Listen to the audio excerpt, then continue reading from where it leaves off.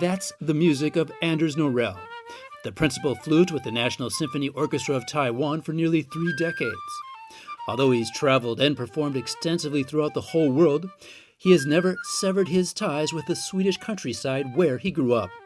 Recently, Norell sat down with ICRT's Hope Go and me, Tim Berge, to discuss the influences on his music.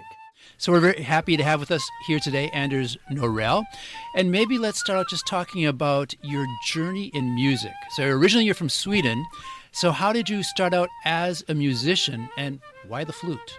Yeah, that's many people ask this question, Well, but at least I'm being predictable. Yeah, but it's an easy answer because it was my father to bring me into music, since he was an organ player at church, also leading the choir, and he thought that flute will be matching the choir very well.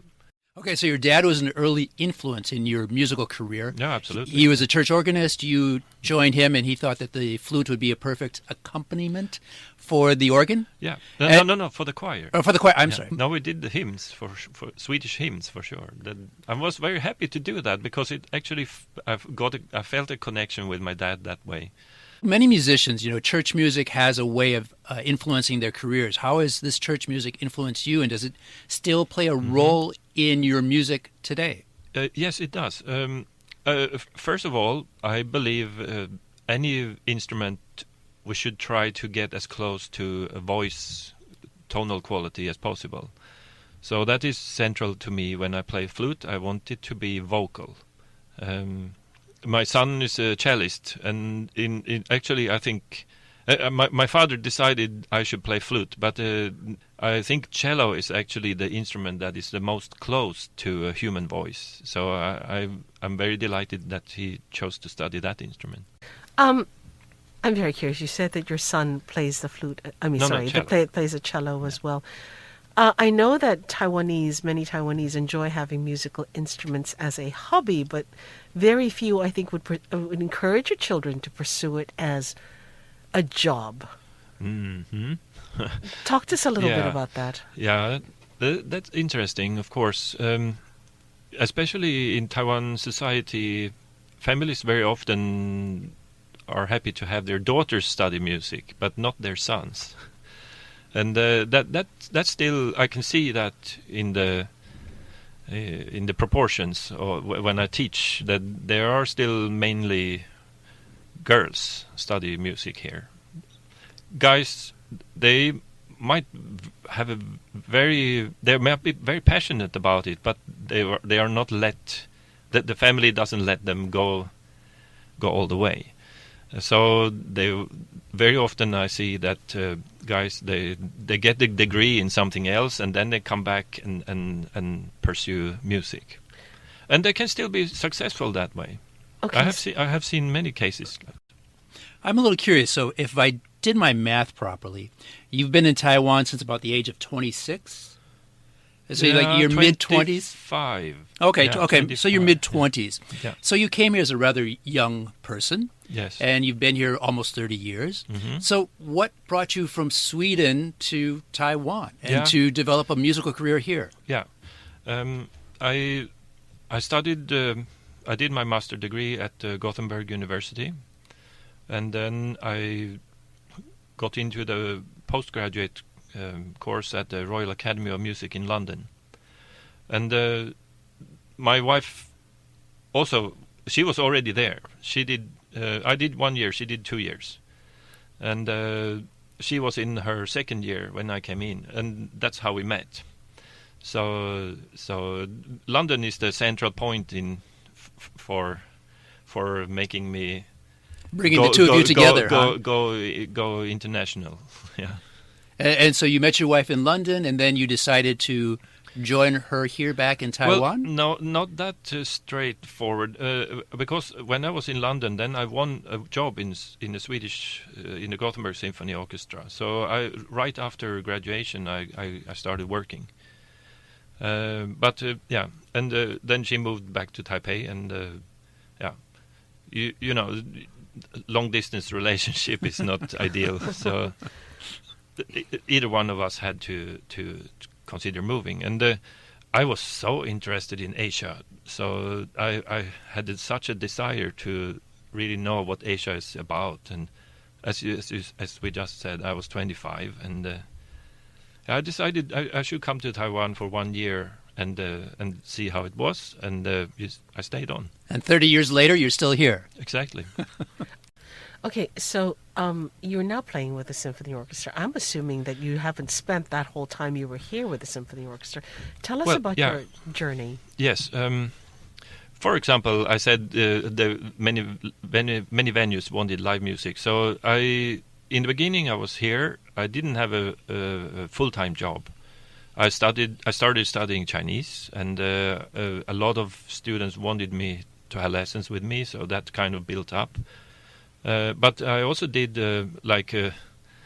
afternoon tea gigs. Yeah, anyway, so actually I did there every week, one afternoon with a harpist, and we did these regular afternoons. And then one week she couldn't do it, so she arranged some string players to go to do it. And then after we were done with that, then one of the guys, he said, "Hey, you play so well.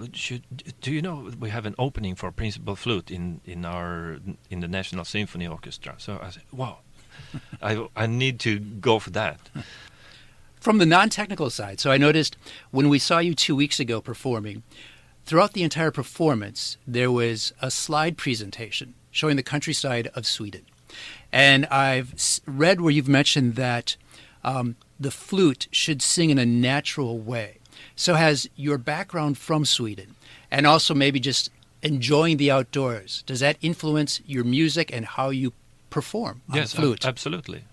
And so how is that? Well, first of all, as I said, I grew up with a lot of church music. So did you grow up that's the vocal part of it.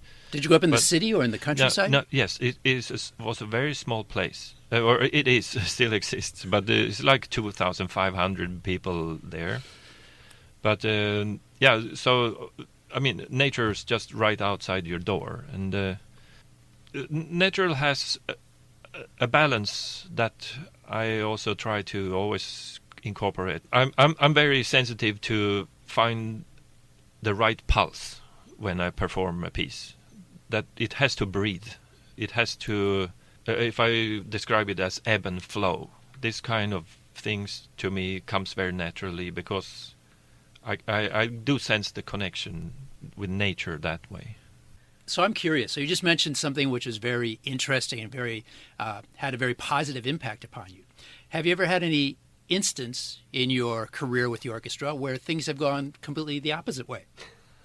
Something has gone completely down the tube, so to speak. You mean during performance? Or Exactly. I seem to remember when we saw you last time, your accompaniment kind of stopped at the wrong place. No, she had the wrong piece up. Yeah. She had the wrong piece up.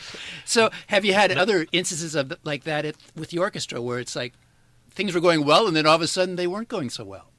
Yes, it happens. Then how do you handle that? Again, stage performances are more risky, of course, because there's more that can go wrong. And once was more dangerous because then we were in the National Theatre, which is a smaller hall, but and more intimate stage. We still sit in the pit, but we were doing Firebird, and that was done as a ballet with life-size puppets, which was very, very well done. Excellent show. But we heard rumors when we were rehearsing that they say they are going to have fireworks on stage. Oh my God. And we were looking forward to that. Wow, this will be something unique. No, but I don't know about unique, but dangerous for sure. Yeah, and then when we were rehearsing, and nothing happened. Not even when we moved over to the theater. Then there was no such pyrotechnics. And then in the first performance, pretty much towards the end, then suddenly they everywhere on stage, and I had a few bars rest there, so I was looking up and I thought, wow, enjoying the show. And then no, that's not right, because I saw the curtain caught fire. Yeah, it really caught fire. And of course, the theater, they have all these safety things, so the whole firewall came down. And since this was pretty close to the end, so the audience thought it stopped there, so they start to applaud. they thought that was part of the show. Quite a climax, I would say. That's the end of it. And especially it was Firebird. It really had fire in the... It lived up to its name. Unforgettable.